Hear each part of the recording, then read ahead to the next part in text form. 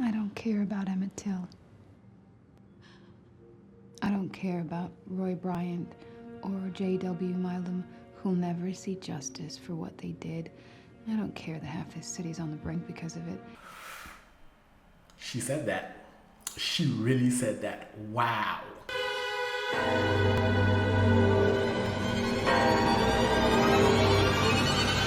Hey guys, Shalana here. Welcome to the Bingezone. On today's video, we're talking about Lovecraft Country, episode 8, titled Jigabobo, and this episode was heavy. When I mean heavy, the atmosphere around the episode, the overarching backdrop, as well as the plot advancements going on this episode, a lot of things happened, a lot of historical context, as well as the story moving forward. It was so heavy. But guys, before we begin with this video, definitely hit that subscribe button, give this video a thumbs up. Check out our podcast, the Magical Negro Podcast, in the description box below. The link will be there. And also guys, we have shirts, we have merch. So definitely check that out and support the channel any way you can. We greatly appreciate it. But with that being said, let's get into this episode. And this episode starts off with the funeral of Emmett Till. And that entire scene was hot. What I mean by hot is this funeral was taking place in the sweltering heat in Chicago, and you could see that the heat itself almost playing another character because the heat added to the weight of this episode. Everyone was uncomfortable. Everyone was sick to their stomach or hot or dehydrated with what's going on with Emmett Till, with the overall racial tensions boiling underneath the surface, the characters themselves hot and sweltering. Oh man, so much happened. And then we have Dee, whose mother is missing, whose father is dead, and whose friend Emmett Till is dead, and now she's a little girl almost alone in this world. And this episode emphasizes just how hard the day of Emmett Till's funeral was for everybody involved, as well as the black community as a whole.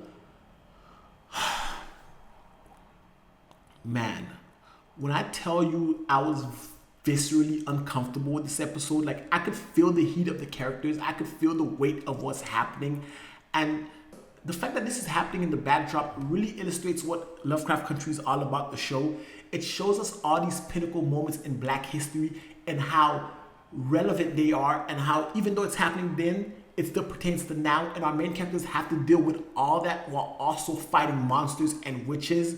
And with that being said, Dee can't take it anymore. She runs away, and the characters decide to split up to go look for her, because at this point, like I said earlier, Dee's mom is missing, Dee's father is dead, her friend is dead. She's a black girl alone, and she's having to deal with this trauma, this grief, and she sees a couple of girls who are eating ice cream and laughing, and in Dee's world, she takes rocks and throws it at them because it's not fair. Like, she's dealing with all of this alone, and you see other girls her age having fun while the burden of all of this is on her shoulders. But as this is happening, Lancaster shows up, pulls her over because he has the page that Tick left last episode, and they question her about her mom, and then they do these incantation spells, and the cop with Lancaster is a fucking idiot.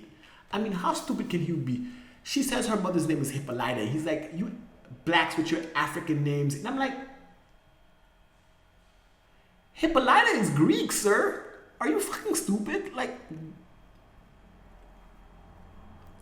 but I will say, while Lancaster's casting this spell, Lovecraft Country as a show as a whole, like, what is its obsession with spit? Like, remember the episode of Montrose spit?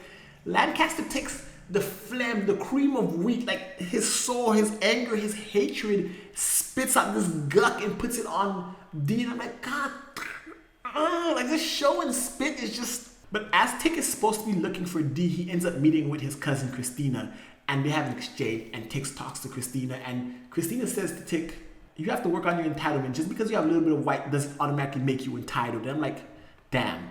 It really goes to show, if you have white in you, the black will always supersede that no matter what. And it's like, okay, Tick is part white. Tick is a birthright. This is his birthright. Because Tick is black, like, they don't take him seriously at all. But they come to an exchange in which she teaches him how to cast spells in order for her to get the Ori. And he gives her the key to the Ori instead of giving her the Ori. I'm sitting here like, yo, Tick just finessed Christina. Because she thinks she has the key to the time machine, but we all know the time machine's broke. And I'm like, okay, Tick is finally fighting back. He's finally using his head to try to be one step ahead of Christina. When Tick leaves Christina, we see that Jihad shows up to Letty's house. And I'm sitting here like, oh shit, it's about to go down. Tick's baby mama and his Monster X meeting up, and I'm thinking of I'm thinking of Jerry Springer at this point. Like, I'm expecting wild shit to go down because these are the two women he's ever loved or kind of loved, and they're finally together and confronting each other. I'm like, on top of everything going on, we forget that Tick has a whole history and a bunch of stuff happening to him as well. And it's like, all right, this shit is about to blow the fuck up. Like, the sweltering heat of this episode, like I said, I felt like the heat was a character this episode, and all the tension from Bobo is building up, all the tension from Magic is building up, and now you have this drama between Letty and Jiha potentially blowing up, and I'm like, it's a lot. We finally shift back to Dee, who ends up going home, and Montrose tries to talk to her. And I love Montrose as a character because even though he's trying to be compassionate, he's still Montrose. So he's like reacts and talks the way he does. But he's actually concerned that he's reaching out to his niece. And as this is happening, Dee's not listening to him. And we see the book Uncle Tom's Cabin. Now, I'm sure a lot of us have heard about Uncle Tom's Cabin. But you guys probably don't know, that is the original cover to the book, where you have two little girls, a white girl named Eva and a black girl named Topsy on the cover. And you see how Eva looks all angelic and pure and white because she's a little white girl. And then on the flip side, you have Topsy, who's a pickaninny, whose hair is wild. She looks savage, unclean, unkempt. And in the story, she's presented as that, as a thing, a creature, as opposed to a little girl because she's black, as opposed to Eva, who's more angelic. And using the name Eva invokes angelic qualities, right? And then you juxtapose that to a little black girl who they demonize, make a creature, and it's like, bruh, like, this is two little girls, same age, right? But because one is white, she's held to this pedestal while the other one is depicted as that. And it shows you just how racist, even though they thought Uncle Tom was a good book preaching against racism, even that in itself is propaganda because of the way they represent Topsy. And Topsy becomes a creature that haunts Dee throughout the episode. And her haunting Dee is because, think of Topsy and the other girl who are both haunting Dee as the manifestation of black girl trauma. Think about it this way. She's unkempt, savage, not looked on a human. She doesn't get the same luxuries as little white girls, and that's following Dee throughout the episode. And when we look at Dee, Dee comes off as a little girl who would be unencumbered by any of these traumas, any of these stereotypes that society places on her. So she's a smart girl living her best life and happy, but then her dad dies, her mother goes missing, her friend dies, and you have all these things crashing down on her, trying to pull her into the stereotypical niche of what you would call a black girl in society. Like the stereotype that they place upon little black girls, you'd expect that to happen to Dee. Like all this trauma, you could expect Dee to go down the wrong path.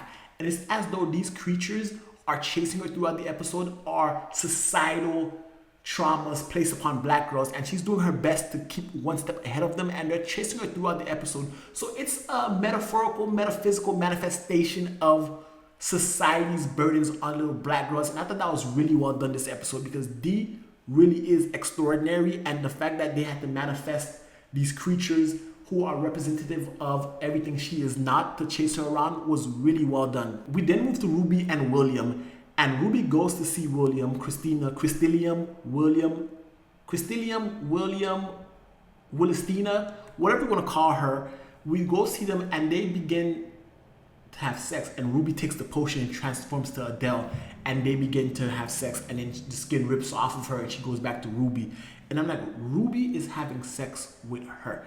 And Ruby goes and confronts Christina after they're done and tells her, does she feel any remorse for Emmett Till whatsoever? And Christina, true to her character, says no. And she names a few other black people who died around the same time due to racism. And she's like, no, I don't feel sorry for any of them.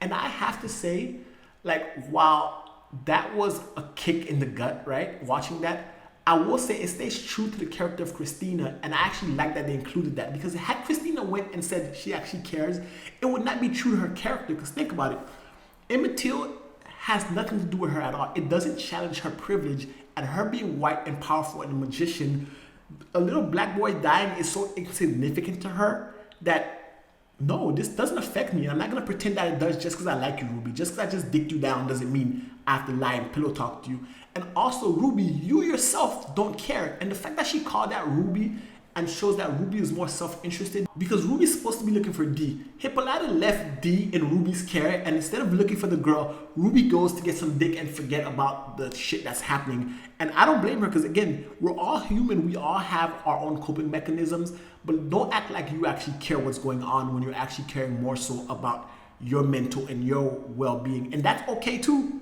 because you can't put yourself first, because we know Hippolyta did because she didn't show up and she abandoned her daughter, right?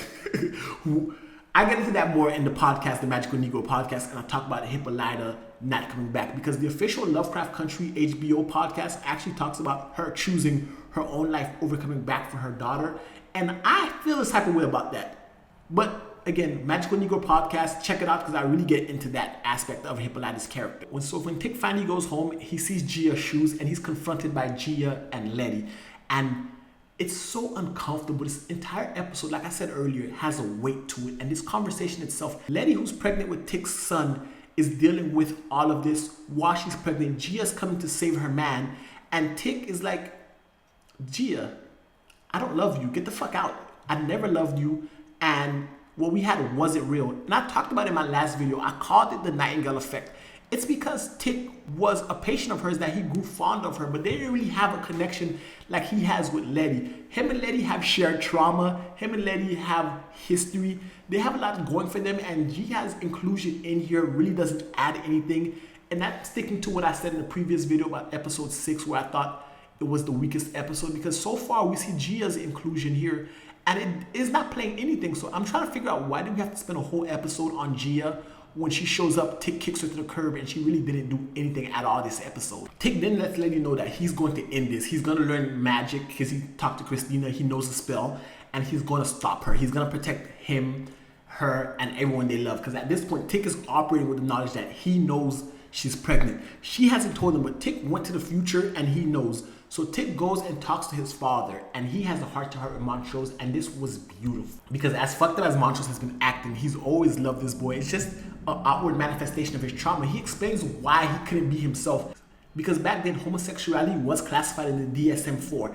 And the DSM is the psychological book in which categorizes all psychological ailments. So if you were gay back then, like, they thought of it as a mental illness. And when that happens to you, you get sent to an state asylum, electroshock therapy, they lobotomize you. It was either that or him going to jail or him dying in a park. Because back then, parks were also a place where gay men would go and interact with each other and get and indulge in their desires.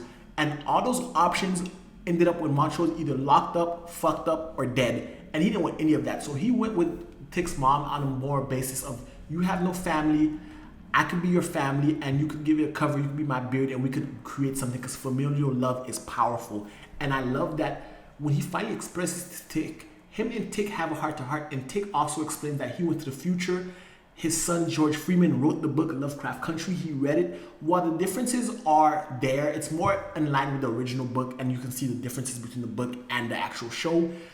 There's enough to know that Christina's going to use him as a sacrifice to get immortality. So if he can learn some spells to fight back against her, they can stop her. And Montrose does what any father and grandfather would do who's respectable. He's like, you know what? I'm going to help you, son, because I'm going to protect my boy. I'm going to protect my grandson, because even though I have my own desires, even though I was fucked up and I passed it on to you, you're still my son. I love you. I just didn't know how to deal with that. And watching black men connect on that level, owning up their traumas and coming together, it made me feel good. And it establishes Montrose firmly as my favorite character. And when they're casting the spells, we kind of find out that Montrose is dyslexic. And I'm like, bruh, this guy is dyslexic. He's overcome so much abuse, dyslexia, homophobia, all of that to become the man he is. Montrose is smart. He reads, he memorizes, and he overcomes every obstacle. Granted, he's rough around the edges, but he had so much to overcome, and he continues to overcome them. By far, my favorite character in the entire series, and this episode solidified it. So they cast the spell, and nothing happens, or so we think. But then we flip over to Letty and Christina. They're having a heart-to-heart at the church, and you can tell Christina is not evil. Like, Christina's never done anything wrong to anybody so far. We're in episode 8, and she hasn't really fucked anybody over. So she looks out for Letty in exchange for the pages of Atticus Braithwaite's White's book. She does it for Letty, not for Tick. So we see that Christina has some form of female solidarity, even though she's dicking down Ruby. And I'm trying to figure out, what is this relationship that she has? Is she in love with Ruby? Is she a lesbian? Can that be classified as a lesbian if she's doing it as a man? Like, so many questions arise from her motives, but so far it's been, she wants immortality, she's not willing to fuck over women, and I'm sitting here like, okay, I'm starting to really like Christina. She's starting to grow on me as a character. But we find out that the demon mark she had on her was the mark of Cain. And having that mark on her, the mark of Cain, actually is her father's mark, and it gives her invulnerability. She gives it to Letty, which plays great roles later. And then we find out that Christina hired some people to come beat the living shit out of her and kill her to check if her invulnerability works. And it works. And I'm watching this episode like, yo, that was kind of gut-wrenching. Watching Christina get her ass beat like that kind of upset me. Like, I'm like, yo, like, Christina may be the villain of this show, but she does not deserve this beatdown. I want to say, throughout the episode, as the girls are chasing Dee, she makes her way back to Lancaster's office. She returns the spit, and I'm like, again with the spit? But the fact that she stormed in there, gave them a piece of her fucking mind, I was like, yo, like, Dee is a powerful black girl. Like, she's not taking shit from nobody. At one point, she stopped running from the Pickaninny ghost creatures, and she tried to run them over her bike. And I'm like, yo, Dee's not fucking around anymore. And she's taking charge, and she goes home, she fortifies her house, and she picks up a weapon. Like, instead of spending the entire episode running and hiding from these ghosts, Dee's like, enough is enough. I'm gonna beat these shit's asses. And I love every moment of her character. I love the development of her character. And she's showing that even though she's a black girl, even though she's being ostracized by society, fuck that. She's gonna fight and she's gonna establish herself. Just like in episode 4 when she screamed at her mom named that comet, she doesn't take shit lying down. And Dee's character, man, what a fucking character. Back at Letty's house, Letty and Ruby are talking. Lancaster shows up and they're trying to have some bogus, they have a warrant for a bogus search of her house because they're looking for radicals. However, when Lancaster can't come in because the mark that was placed in episode 3 stops evil malevolence from walking in, it's like, okay, fuck you, Lancaster, you deserve that. But he's like, you know what, it's fine, we'll leave. But remember, he brought the entire police force with him. So as soon as we thought he was gonna leave, spraying the house and just destroying everything, shooting through the house, demolishing Letty's house, shooting everyone inside. But because of the spell Christina placed on Letty, Letty's invulnerable and the bullets just bounce off her. Tick shows up and the cop tells him to put his hands up. Tick puts his hands up and boom, they shoot him. And I'm like, oh shit. This is relevant to today. The black man shows up, pulls his hands up, and you still shoot him? And that's where they fucked up, because they keep doing this to black people, killing unarmed black people and thinking they're gonna get away with it. And a Shoggoth comes from the ground and starts devouring and destroying the cops. And I'm sitting here like, yes, yes, yes. The magic worked. The Shoggoth destroys them. Tick and Letty come together and watch this beautiful chaos happen. And I'm loving every moment of it. And Tick and Letty pet the Shoggoth. And it's like, okay, now we're talking. Now we have magic and now we're gonna fuck shit up. Because this episode of Lovecraft Country shows just what happens when you go and pile on black people. For example, Emmett Till's death was the catalyst for the civil rights movement that happened throughout the 60s. That was the turning point. That started the Montgomery bus boycott, and that was the beginning of black people standing up and saying no mas, no more. And Lancaster doing what he did to Dee, Lancaster actually coming and shooting Letty's house, they decided no more and they started fighting back. I do want to bring up the fact that at the end, Montrose is holding Dee because he thinks he's crazy, he can't see what's happening, and the Pickaninny monsters are scratching her.